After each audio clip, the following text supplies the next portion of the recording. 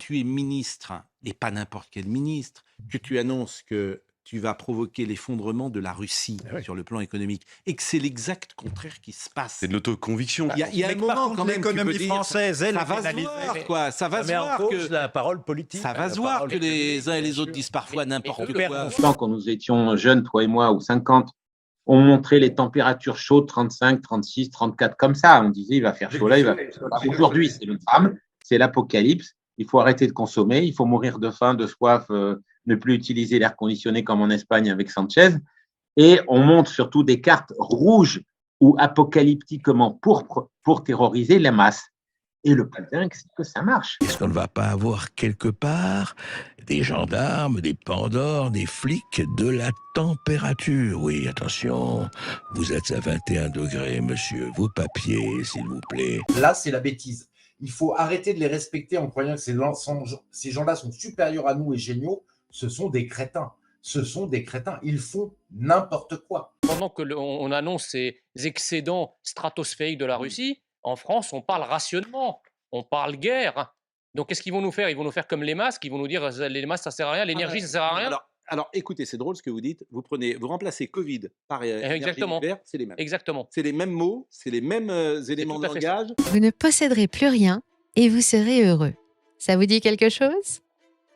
Le programme baptisé Grand Reset, présenté au monde en 2020 par le prince Charles en personne, fait l'objet de nombreuses théories farfelues, alors que la vérité est déjà digne d'un roman de science-fiction. Une conspiration des imbécilités qui devient folle, et qui est d'ailleurs liée à aussi un déclin technique et technologique qui est visible depuis les années 50. On n'est pas allé sur la Lune, j'ai fait 2 articles dessus dans Réseau International, je crois qu'il y a eu 560 commentaires.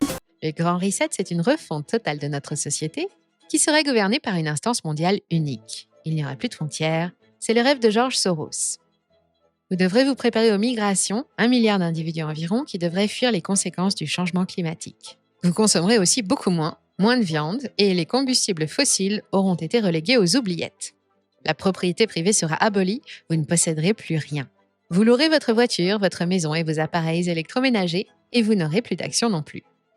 Un joli programme, mais un peu flippant. Les tactiques de combats ukrainiennes mettent en danger la population civile. Tel est le titre du rapport d'Amnesty International rendu public début août. L'armée ukrainienne qui déclare donc ce soir avoir touché la région d'Energodar sans préciser s'il s'agit de la ville où se trouve donc la centrale nucléaire de Zaporijia. Ces frappes au nombre de 3 ont donc atteint des systèmes d'artillerie russes. Une reconnaissance officielle qui a rapidement donné du grain à moudre à la presse russe qui s'est dépêchée de relayer cette information en disant que cette reconnaissance est également la reconnaissance que depuis plusieurs semaines, c'est bien l'armée ukrainienne qui cible la centrale nucléaire de Zaporijia où se trouve donc en ce moment la mission de l'Agence internationale de l'énergie atomique.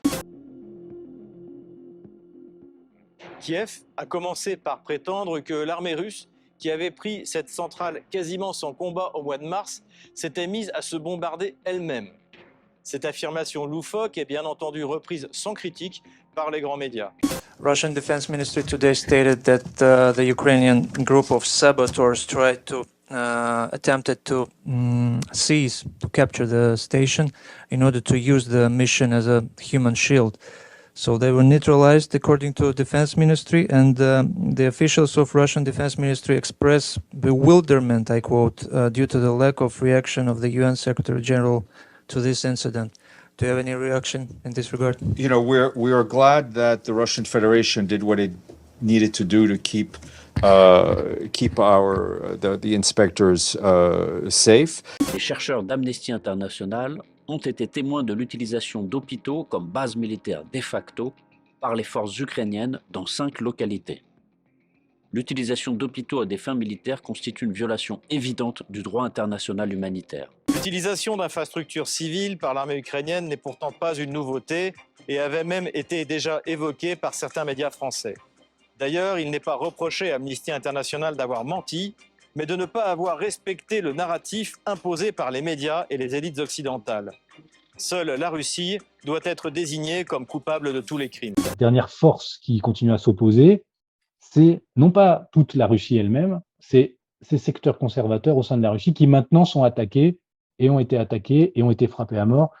On a tenté de les frapper à mort, mais ils ont raté en quelque sorte leur cible puisque Alexandre Douguin est toujours là Et sa fille, maintenant, est une martyre qui éclaire la voie de tous les traditionalistes révolutionnaires du monde entier.